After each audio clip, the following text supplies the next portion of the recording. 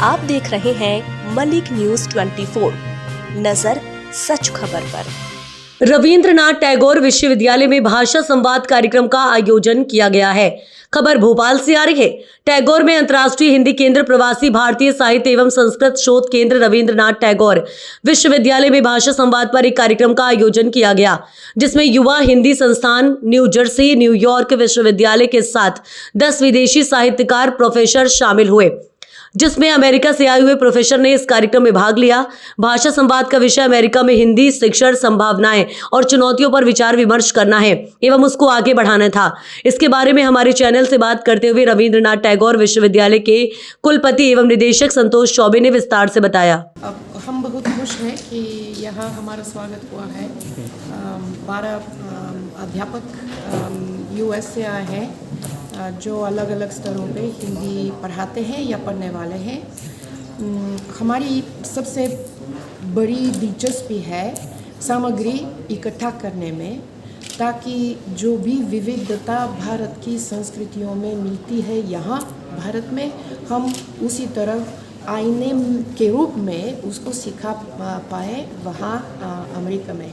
इसके साथ साथ विचारों का आदान प्रदान उसके लिए भी आए हैं। ये हमारा एक भी उद्देश्य है। अमेरिका में बहुत देशी लोग रहते हैं। कुछ परिवार दशकों से वहाँ रहते हुए आए हैं, कुछ नए नए प्रवासी हैं। दिलचस्पी अलग अलग के कारण से है। कभी कभी यहाँ व्यापार चलाना चाहते हैं, कभी कभी यहाँ के राजनीति में शामिल होना चाहते हैं। तो विद्यार्थी आते हैं हमारी क्लासों में व्यक्तिगत कारणों से, कभी कभी एकेडमिक कारणों से, क्योंकि उनकी पढ़ाई उससे संबंधित है।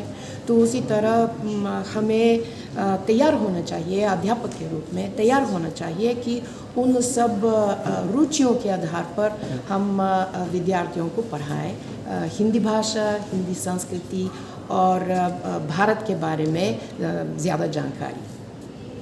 आज के भाषा संवाद में न्यूयॉर्क विश्वविद्यालय के फुलब्राइट हेल्थ कार्यक्रम के अंतर्गत 12 अमेरिकन विश्वविद्यालयों के शिक्षक आए हुए हैं।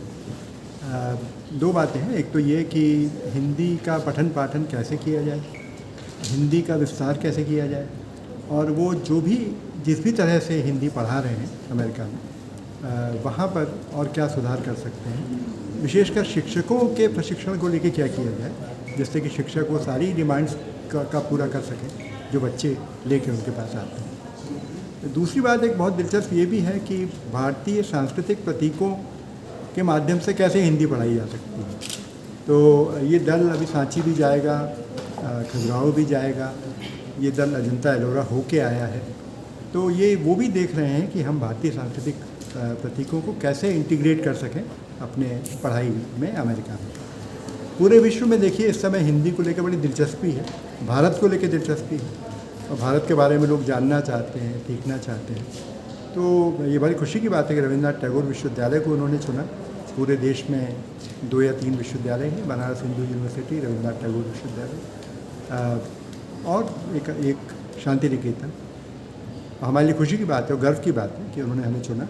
यहाँ हम उनको अपनी अंतर्राष्ट्रीय हिंदी केंद्र की गतिविधियाँ, विश्व रंग कार्यक्रम के बारे में, विश्व हिंदी ओलंपियाड के बारे में बता रहे हैं, और कुछ जो कला संस्कृति पर काम हो रहा है वो भी बता रहे हैं। ये बहुत ही फ्रूटफुल डिस्कशन है। जल्दी ही हम न्यूयॉर्क विश्वविद्यालय के साथ एक MOU करने जा रहे हैं, जिसमें कि इस कार्यक्रम को मिलकर आगे बढ़ाया जा सके। देखिए, शुरू में आज देखने में तो कठिन लग सकता है, आज ये भी लग सकता है कि इसकी स्वीकार्यता नहीं है, और क्योंकि लंबे समय से हमको अंग्रेज़ी भाषा में ही हमारा अध्ययन कराया जा रहा है। पर जब भी नया प्रयास होता है उसका स्वागत करना चाहिए। मुझे लगता है कि तकनीक में, इंजीनियरिंग में, कंप्यूटर्स में तो काफ़ी हिंदी पर काम हो रहा है। मेडिकल में भी ये काम हो पाएगा। कृषि में देखिए कि हमारे सारे तो बच्चे ग्रामीण बैकग्राउंड से आते हैं, उनको विदेशी भाषा में खेती के बारे में बताना एक बड़ी विडंबना लगती है मुझे। तो उनके लिए ये सब किताबें करनी चाहिए। धीरे धीरे 10 साल का समय लगेगा, ये सब कुछ हिंदी में और मातृभाषा में बड़े आराम से हो सकेगा। बहुत बहुत धन्यवाद। तो ये मुख्य रूप से रविंद्रनाथ टैगोर विश्वविद्यालय में आकर के यहाँ पर क्या गतिविधियाँ हैं, सांस्कृतिक, साहित्यिक और दूसरे शिक्षण संबंधी उसको हम देखने आए हैं। फुल ब्राइट हेज का उद्देश्य ये है कि भारतीय संस्कृति में जो भी कुछ हो रहा है उसको हम देखें, समझें और उसको और गहराई से हम उस पर चिंतन करें। इसके लिए हमारे जो 12 प्रतिभागी हैं वे मेरे साथ आए हैं। मेरा नाम अशोक ओझा है, मैं प्रोग्राम डायरेक्टर हूँ और मेरे साथ गैब्रिएला जी हैं न्यूयॉर्क विश्वविद्यालय की। तो इनकी जिम्मेदारी है वो ये है कि पूरे कार्यक्रम का जो अकादमिक पहलू है उसको और मजबूत बनाएं।